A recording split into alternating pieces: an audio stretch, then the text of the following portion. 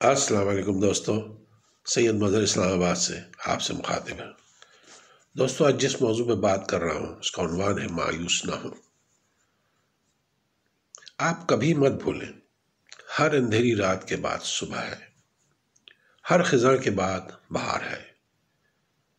یہاں ایک عظیم قوت غم کو خوشی اور تاریکی کو روشنی میں بدل دیتی ہے۔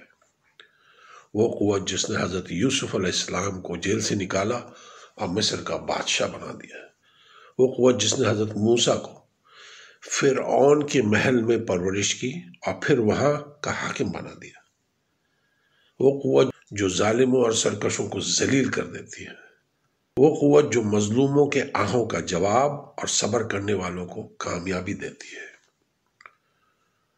ہمیشہ اللہ سے ہی مدد مانگے، اس کے ساتھی بن جائیں۔ راستہ صرف یہی ہے، اس کے علاوہ جیت کا، غالب آنے کا، فتح حاصل کرنے کا کوئی راستہ میں تو نہیں جانتا۔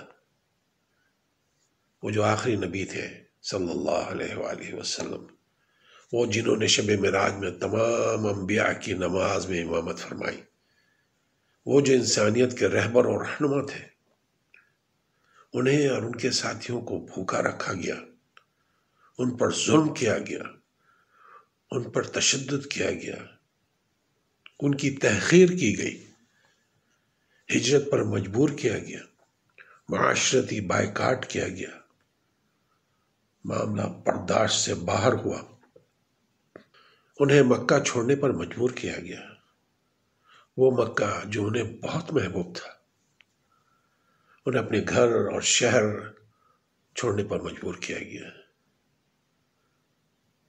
انہوں نے اپنے باوفا دوست حضرت ابوبکر صدیق رضی اللہ تعالیٰ عنہ کے ساتھ غار سور میں پناہ لی۔ نبی کریم صلی اللہ علیہ وآلہ وسلم نے جب اپنے دوست حضرت ابوبکر صدیق رضی اللہ تعالیٰ عنہ کے چہرے پر پریشانی کے آثار دیکھے تو آپ کی زبان پر وہی الہی کے الفاظ جاری ہو گئے، لا تحزن ان اللہ معنا، غم نہ کرو، اللہ ہمارے ساتھ ہے۔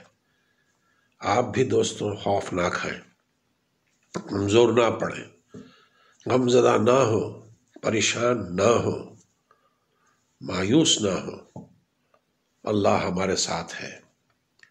اللہ سے مدد کے طالب رہیں، اللہ ہی سے مانگیں، یقین مانیں وہ آپ کو کبھی مایوس نہیں کرے گا۔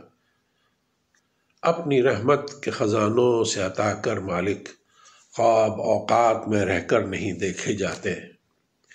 مجھے پورا یقین ہے دوستو کہ اللہ ہمارے ساتھ ہے، اللہ آپ کے ساتھ ہے۔ السلام علیکم ورحمۃ اللہ وبرکاتہ۔